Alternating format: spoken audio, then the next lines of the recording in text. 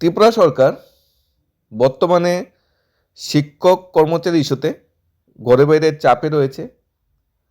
শিক্ষক কর্মচারীতে অনেকগুলা ইস্যু আছে যেগুলা বর্তমান সরকারকে তাড়া করে বেড়াচ্ছে।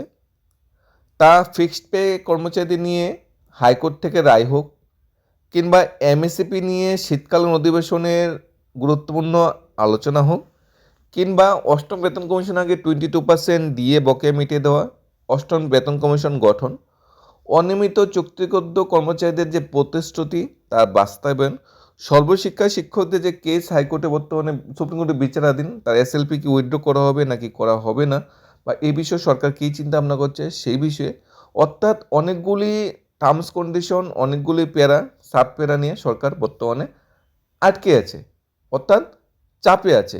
সেই চাপ বা সেই জায়গা থেকে উত্তরণের জন্য প্রচুর পরিমাণ অর্থের বর্তমান প্রয়োজন, যার নির্দিষ্ট সোর্স ত্রিপুরা রাজ্যে বর্তমানের সময় নেই। এই বক্তব্যটা কিন্তু মাননীয় মুখ্যমন্ত্রীর। যখন ফিক্সড পে সর্বশিক্ষা বিষয়ে কোশ্চেন, বার্তালাপ, তর্ক বিতর্ক হয়, তখন মাননীয় মুখ্যমন্ত্রীর বক্তব্য এটাই থাকে, ত্রিপুরায় যথেষ্ট পরিমাণ রিসোর্স নেই, সরকারকে তাকে বাঁচতে হবে। তাই সরকারকে বাঁচতে হলে কর্মচারীদের যত না দিয়ে থাকা যায় তত সরকারের লাভ। কর্মচারী দিতে গেলেই সরকারকে বাঁচানো যাবে না, এটা মাননীয় মুখ্যমন্ত্রীর বক্তব্য। এই বিষয়ে একটা আর্টিকেল প্রতিবেদন উঠে এসেছে যে শিক্ষক কর্মচারীর সাথে ঘরে বাইরে চাপে রয়েছে রাজ্য সরকার। একদিকে অষ্টম বেতন কমিশন ইস্যু, অন্যদিকে একের পর এক শিক্ষক কর্মচারী ইস্যুতে, শিক্ষক কর্মচারীর পক্ষে করে রায় ইস্যুতে কার্যত বেকায়দায় ফেলেছে। তাছাড়া বিজেপির ভীষণ ডকুমেন্টে সকল শ্রেণী অনিয়মিত চুক্তিবদ্ধ অস্থায়ী শিক্ষক কর্মচারী নিয়মিতকরণের প্রতিশ্রুতি 8 বছরেও কার্যকরী না করায় এমনিতেই ঘরে বাইরে তীব্র সমালোচনার মুখে রাজ্য সরকার। পাশাপাশি হাইকোর্ট একের পর এক শিক্ষক কর্মচারীর পক্ষে রায়দান করলেও রাজ্য সরকার সিংহভাগ ক্ষেত্রে কোর্টের রায় কার্যকরী না করে সরকার সুপ্রিম কোর্টের দ্বারস্থ হয় ঘটনায় সংশ্লিষ্ট শিক্ষকমন্ত্রী সরকার থেকে মুখ ফিরিয়ে নিচ্ছে। প্রত্যেকটা ব্যাপারেই যখন হাইকোর্ট থেকে কর্মচারীদের পক্ষে রায় বেরোয়, তখন সরকার বা আধিকারিকরা সেটাকে ভুল বুঝে সেই রায়ের বিপরীতে সুপ্রিম কোর্টে আপিল করার জন্য সরকারকে বাধ্য করে, বা সরকার ইচ্ছাকৃত সুপ্রিম কোর্টে যায় যাতে কর্মচারী বঞ্চনাকে আরও দীর্ঘ থেকে দীর্ঘতর করা যায়। পূর্বোত্তর সরকারের আমলে যেসব চাকরি প্রদানের প্রক্রিয়া কার্যত চূড়ান্ত পর্যায়ে ছিল, সেই চাকরি প্রক্রিয়াটি বর্তমান সরকার 2018-তে এসে বাতিল করে দিয়েছে। তারপর বেকার চাকরি হচ্ছে ভাই বোনরা বাধ্য হয়ে সুপ্রিম কোর্টে যায়, হাইকোর্টে যায়। সেখানে সুপ্রিম কোর্টের রায় অনুযায়ী টিএসআর যারা বাতিল করে দিয়েছিল তাদের অফার বিল বন্টন করা হয়, যদি পুষ্টসের মাধ্যমে করা হয়নি, আর এই বিরাট কোনো অনুষ্ঠানের মাধ্যমে করা হয়নি। তাছাড়া টিসিএস অফিসারদের চাকরি দিতে সরকার বাধ্য হয়। চূড়ান্ত নিয়োগ প্রক্রিয়া যেটা শেষ পর্যায়ে ছিল সেটা ঘটা করে বর্তমান সরকার এসে ক্যান্সেল করে দিই, যার খেসারত কিন্তু বর্তমান সরকারকে বর্তমান সময় দিতে হচ্ছে। কারণ এই আর্থিক পরিস্থিতিতে বামপন সরকারের সময় যে চাকরিগুলো বাদ করে দেওয়া হয়েছিল সেই চাকরিগুলো অফার বিল বন্টন করতে হচ্ছে এক প্রকার বাধ্য হয়ে। বিজেপি ভীষণ ডকুমেন্টে প্রতিশ্রুতি অনুযায়ী একটা প্রতিশ্রুতি ছিল যে ফিক্সড পে প্রথা তুলে দেওয়া হবে, চাকরি প্রথম দিন থেকে রেগুলার স্কেলে বেতন ভাতা দেওয়া হবে, সেটা বর্তমান সরকারি প্রতিশ্রুতি। কিন্তু যখন হাইকোর্ট থেকে রায় বেরিয়েছে তখন কিন্তু সরকার সে প্রতিশ্রুতি পালনে কিন্তু কোনো পজিটিভ নিউজ দিতে পারছে না। সম্প্রতি হাইকোর্ট রায়ে ফিক্সড পে প্রথাকে অমানবিক, অসংবিধানিক আখ্যা দিয়ে ফিক্সড পে প্রথা বাতিল করে দেয়। ফিক্সড পে প্রথা বাতিল করে দেওয়া সংশ্লিষ্ট শিক্ষক কর্মচারী চাকরিতে যোগদানের দিন থেকে রেগুলার স্কেলে বেতন ভাতা দিতে হবে রাজ্য সরকারকে। এক্ষেত্রে রাজ্য সরকার হাইকোর্টের রায়ের বিরুদ্ধে সুপ্রিম কোর্টের দ্বারস্থ হলে বিজেপি সরকার কর্মচারী বিরোধী হিসাবেই আখ্যায়িত হবে। এমনি বর্তমান সরকার কর্মচারী দরদি বা কর্মচারী বন্ধু সরকার বলে বেশি পরিচিত নয়, কর্মচারী বিরোধী সরকার বলেই পরিচিত। কারণ সর্বশিক্ষা শিক্ষকদের প্রতিশ্রুতি দেওয়া হয়েছিল তার রেগুলেশন করা হবে। হাইকোর্ট থেকেও কিন্তু সেই প্রতিশ্রুতির মোতাবেক রায়ই বেরিয়েছিল, কিন্তু সরকার সেটাকে সুপ্রিম কোর্টে নিয়ে গেছে। তার মানে এটা কর্মচারী বিরোধী সরকার বলা যায়। এখন যদি ফিক্সড পের বিরুদ্ধেও যদি ফিক্সড পের যে চাকরি পেয়েছে তাদের নিয়মিত কোনো বিরুদ্ধে সুপ্রিম কোর্টে যায়, তাহলে সেটাকেও আরেকবার প্রমাণিত করবে যে বর্তমান সরকার কর্মচারীদের দরদি নয়, বর্তমান সরকার কিন্তু কর্মচারী বিরোধী। আমরা যতই বলি আমলাতন্ত্র, আমলারা ভুল বুঝে নিয়ে গেছে, কেউ তো দুধের শিশু নয় যে ভুল বুঝিয়ে সুপ্রিম কোর্টে নিয়ে যাচ্ছে নেতামন্ত্রী বা কেসকে। সরকারও আছে, সরকারের সদিচ্ছা আছে, আছে, সরকার চাইছে বলেই তো সর্বশেষ কেসটা সুপ্রিম কোর্টে গিয়েছে।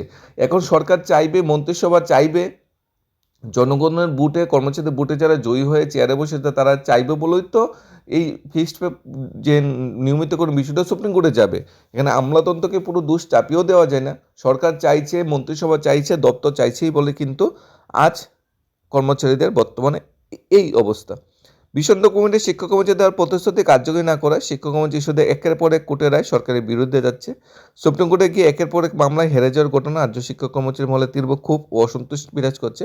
এদিকে 2018 সালে বিষণ্ণ কমিটি রাজ্যের সকল শ্রেণী অস্থায়ী চুক্তিবদ্ধ অনিয়মিত কর্মচারীদের নিয়মিত করার পাশাপাশি শিক্ষক কর্মচারীদের সত্তম বেতন কমিশন অনুযায়ী বেতন ভাতা প্রদানের প্রতিশ্রুতি দিয়েছিল বর্তমান সরকার, কিন্তু গত 8 বছরে সেটি কিন্তু একটাও কার্যকর হয়নি। এখানে এমএনপি কমিশন কি দেওয়া হয়েছে? হুবহু দেওয়া হয়নি। কর্মচারীদেরকে হাউস রেন্ট সেন্ট্রাল হারে দেওয়া হচ্ছে না। গ্র্যাজুইটিকে সেন্ট্রাল হারে দেওয়া হচ্ছে, ডিএকে সেন্ট্রাল হারে দেওয়া হচ্ছে। সেন্ট্রালে বা 7 কমিশনের যে বেনিফিটগুলো সেন্ট্রাল কর্মচারীরা পাচ্ছে তার 10% বেনিফিট কিন্তু ত্রিপুরা সরকারি কর্মচারীরা পাচ্ছে না। কিন্তু প্রতিশ্রুতি ছিল 7 পে কমিশন দেওয়া হবে, ফুবুব দেওয়া হবে, কিন্তু দেখা যাচ্ছে কেন্দ্রীয় সরকারি কর্মচারীদের দিয়ে প্রদান করছে সেই ডিএটি কিন্তু ত্রিপুরা সরকারি কর্মচারীদের সময় সময় পাচ্ছে না। সব মিলিয়ে শিক্ষক কর্মচারী বঞ্চনা ইস্যুতে বেকায়দে ও চাপে রয়েছে বর্তমান সরকার। এদিকে সুপ্রিম কোর্টের হাইকোর্টের রায়ে আরও অনেকটা চাপ সরকারের উপর বাড়িয়ে দিয়েছে। শিক্ষক মহলে দ্বিধাদ্বন্দ্বে রয়েছে, শিক্ষক রাজ্য খুব আস্থা আর বর্তমান সময়ে রাখতে পারছে না। এদিকে সংশ্লিষ্ট শিক্ষক কর্মচারীর আশঙ্কা, যেহেতু বিগত দিনে যেসব শিক্ষক কর্মচারী হাইকোর্টে বারবার নিয়মিত করতে রায়দান করার পরও হাইকোর্টের রায় কার্যকর হয়নি, সেহেতু এবারও হয়তো সুপ্রিম কোর্টের দ্বারস্থ হতে পারে সরকার। কারণ মাননীয় মুখ্যমন্ত্রী বলেই দিয়েছে সরকারের কাছে এত কোনো রিসোর্স নেই, সরকারকেও বাঁচতে হবে। তো সরকারকে যদি রিসোর্স থাকে তাহলে তো সবাইকে নিয়মিত কোনো বেনিফিটটা দিতে পারে, কিন্তু সরকারের কাছে যদি রিসোর্স নেই, সরকার চাইবে সেটাকে ডিলে করার জন্য, সেটাকে টেনে এসে সুপ্রিম কোর্টে নিয়ে যাওয়ার জন্য।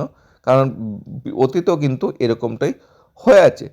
এদিকে শিক্ষক কর্মচারী অভিযোগ, বিষণ্ণ কমিটি দেওয়া প্রতিশ্রুতি নিয়ে 8 বছরে কোনো চুক্তিবদ্ধ অস্থায়ী অনিয়মিত শিক্ষক কর্মচারী নিয়মিত করা হয়নি। উল্টো বামপন্থা আমলে 10 বছর অনিয়মিত চাকরি করার পর নিয়মিতকরণের একটা প্রক্রিয়া ছিল, সেটাকে বাতিল করে দিই। এতে করে 8 বছরে অনিয়মিত অস্থায়ী চুক্তিবদ্ধ শিক্ষক কর্মচারী নিয়মিত হওয়ার থেকে বঞ্চিত হয়েছে। নিয়মিতকরণ প্রক্রিয়া বাতিল করে দেওয়ায় হাজার হাজার কর্মচারীরা চরম অসচ্ছলতায় এবং দুরবস্থায় জীবনযাপন করছে।